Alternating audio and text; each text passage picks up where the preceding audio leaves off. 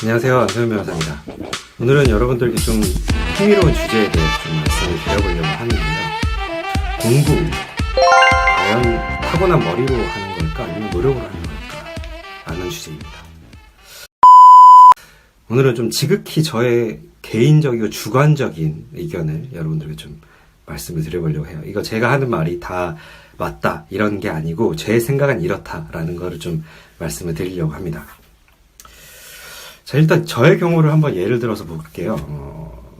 제가 공부를 열심히 하고 잘하고 하는 그게 정말 제가 타고나서 머리가 똑똑해서 정말 비상해서 잘하는 걸까? 아니면 제가 노력해서 하는 걸까? 저희 개인적으로 저의 생각은 저는 정말 타고난 천재라기보다는 노력파인 것 같습니다. 한 번 보면 모든 걸 다 기억하는 그런 엄청난 암기력을 가진 것도 아니고, 그다음에 막 암산을 진짜 막 네 자리씩 곱하기 네 자리 뭐 이런 거 다 하는 것도 아니고, 저는 남들보다 좀 더 효율적으로 집중해서 공부하는 방법을 어렸을 때부터 좀 터득을 한 게 아닌가. 그래서 그 올바른 공부 방법대로 집중해서 공부를 쭉 하는 습관이 제 몸에 배어 있어서 공부를 잘하게 된 게 아닌가라고 저는 생각을 합니다. 자, 이건 저의 개인적인 생각이고요.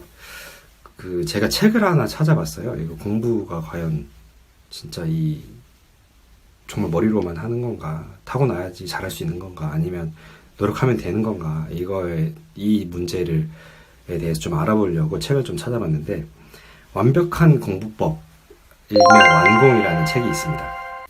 이 책에 좀 재밌는 내용 중에 공부를 잘하게 되는 메커니즘이 나옵니다. 이게 뭐냐면, 간단히 요약해서 말씀드리면, 낙관도 학습이 된다. 그리고 작은 성공이 기대를 낳는다. 그리고 성장형 사고방식, 이 세 가지로 요약을 할 수가 있습니다. 이게 무슨 말이냐?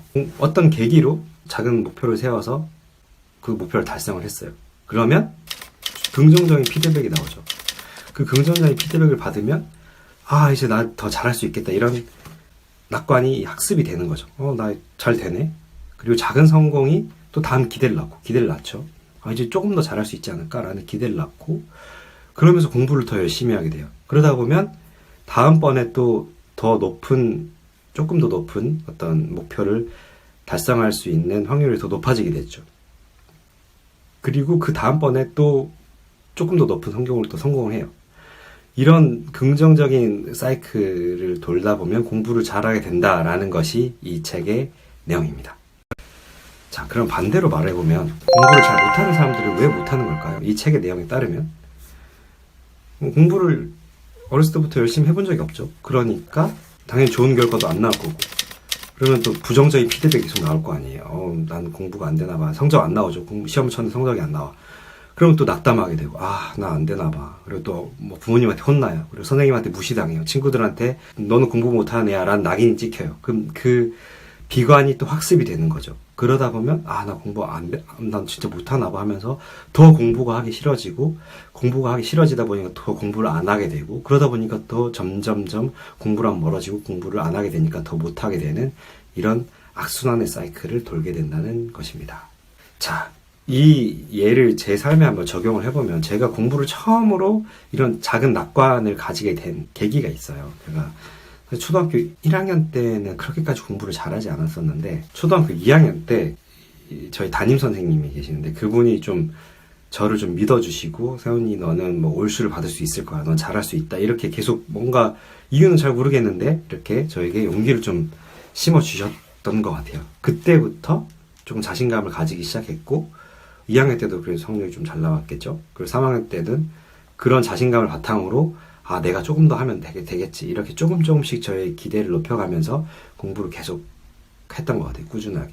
그리고 그렇게 긍정적인 피드백이 또 나오니까 공부를 더 잘하고 싶은 욕심이 생기는 거예요. 그래서 공부를 더 열심히 하게 되고, 열심히 하니까 또 성적이 잘 나올 확률이 높아지게 되고, 이런 선순환의 사이클을 계속 밟았던 것 같습니다.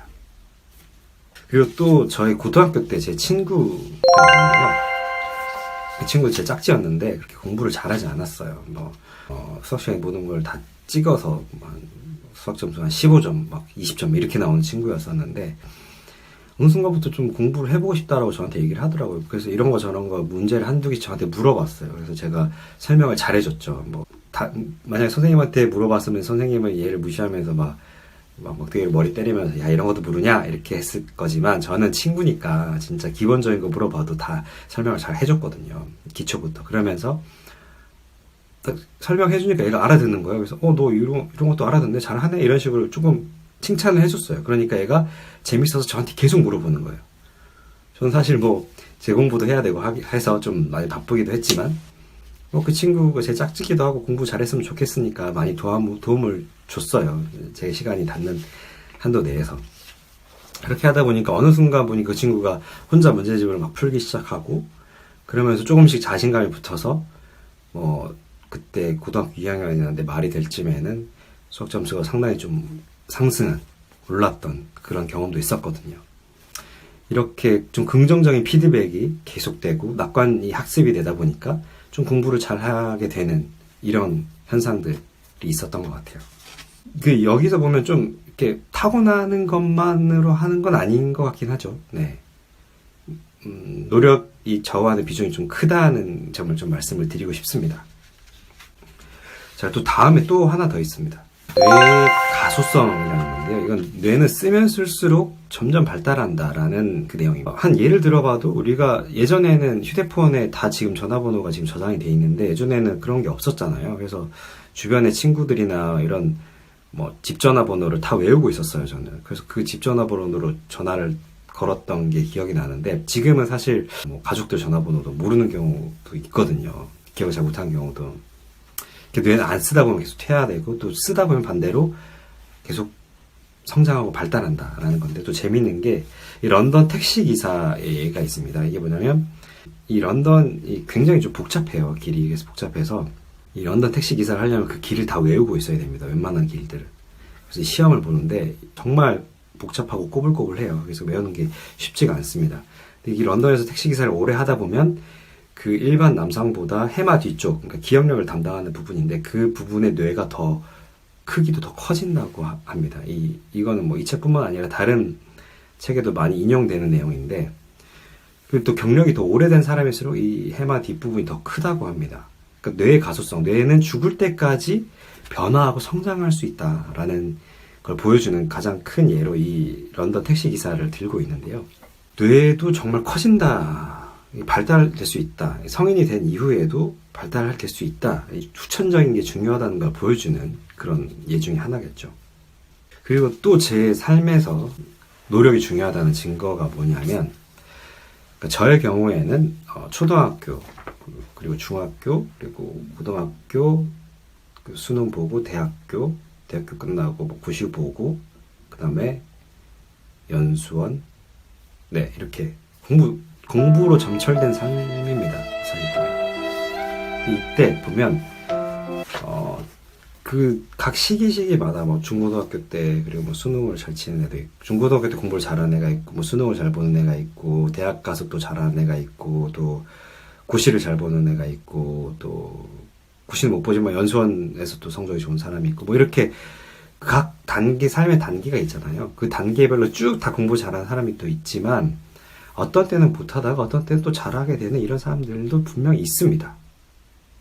또 어떤 사람은 좀 중고등학교 때는 진짜 기가 막히게 공부를 잘했는데 고시는 계속 안 된다는 사람도 있고 고시는 좀 고생을 해서 남들 한 5년, 3년 이렇게 공부해서 패스할 때 한 7, 8년이 걸렸는데 또 사법연수원에 들어가서 공부를 또 굉장히 잘하는 사람도 있고 이렇게 좀 계속 이게 항상 똑같지가 않아요. 이런 것들을 또 봤을 때도 노력이 좌우하는 부분이 좀 상당히 크지 않나라는 생각을 또 해봤습니다. 그리고 또 제 주변에 또 심지어 슈퍼모델을 하시다가 사법시험을 패스해서 지금 변호사로 활동하시는 분도 계시거든요. 그래서 그분 같은 경우에는 사실 중고등학교 때 그렇게 공부를 열심히 안 했던 걸로 알고 있어요. 이런 걸 또 봐도 얼마든지 뒤에 후천적으로 열심히 하면 공부를 잘할 수 있는 게 아닌가라고 또 생각을 또 해봤습니다. 물론 제 주변에 보면 정말 타고나게 공부를 잘하는 친구들이 있어요. 한번 다 보면 정말 사진이 찍히듯이 기억이 다 된다는 친구도 있었고 정말 마인드맵이 다 그려져서 시험을 볼 때 그 머릿속에 있는 이미지가, 책에 있는 이미지가 찍혀서 뭐 주관식 답을 썼다는 뭐 이런 친구도 본 적이 있긴 합니다. 와우. 사실 그런 경우는 정말 극히 드물겠죠. 그런 사람들도 우리의 경쟁 상대도 아닙니다. 그래서 제가 드리고 싶은 말씀은 상당 부분, 많은 부분이 노력에 의해서 좌우되는 게 아닌가라는 게 또 저의 생각이고요. 자, 그러면 두 가지 점이 있겠죠. 하나, 공부를 잘하려면 하나는 낙관을 학습하는 것, 작은 성취를 통해서 긍정적인 피드백을 계속 받는 것, 이게 중요하고, 두 번째는 끊임없이 노력하는 것. 네, 그게 정말 중요하다라는 게 저의 생각이고요. 자, 그런데 또 이런 분들도 계실 거예요. 나 정말 열심히 공부하는데 왜 나는 성적이 안 나오나요? 네, 이거에 대해서는 제 생각에는 정말 열심히 하는데 제대로 된 공부의 방법을 모르고 하는 경우도 있고, 그리고 나는 열심히 생각한다고 하지만 사실은 객관적으로 봤을 때는 그 공부에 대한 간절함이 부족한 경우, 이 두 가지가 있을 것 같아요. 네. 여기에 대해서는 제가 또 다른 영상으로 여러분들께 정리해서 알려드리도록 하겠습니다.